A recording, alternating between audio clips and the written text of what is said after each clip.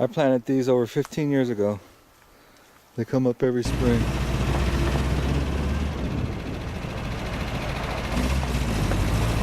Ginger!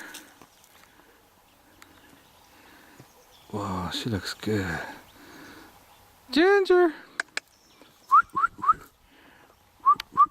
Ginger! Come here, girl. Whoa. She looks pretty yoked. She looks healthy, don't she? Yeah. Beautiful scene right there, all those birds just... And it's like, those are my birds, right? and they're like free.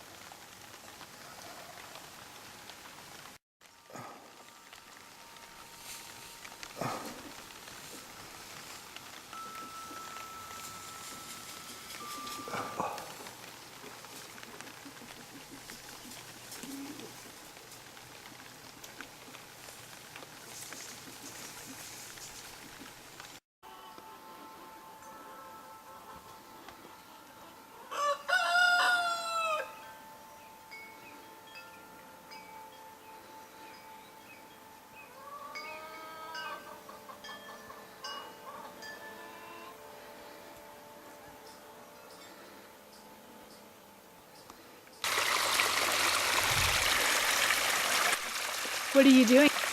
I'm trying to plumb this water tank into my house. Ooh, that's pretty slick, huh?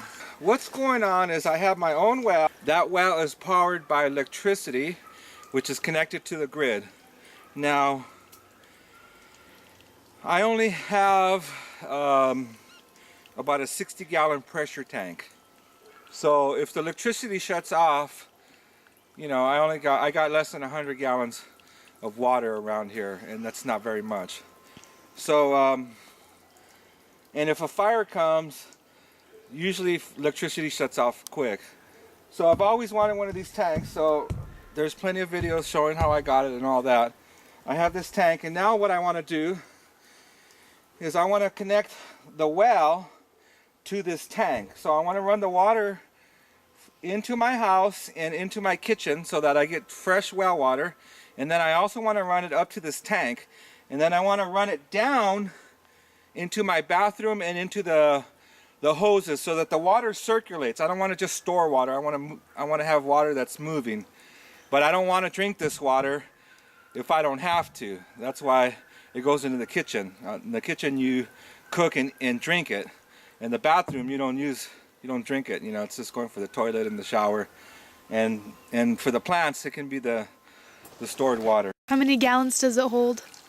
2,500, and I got 2 of these.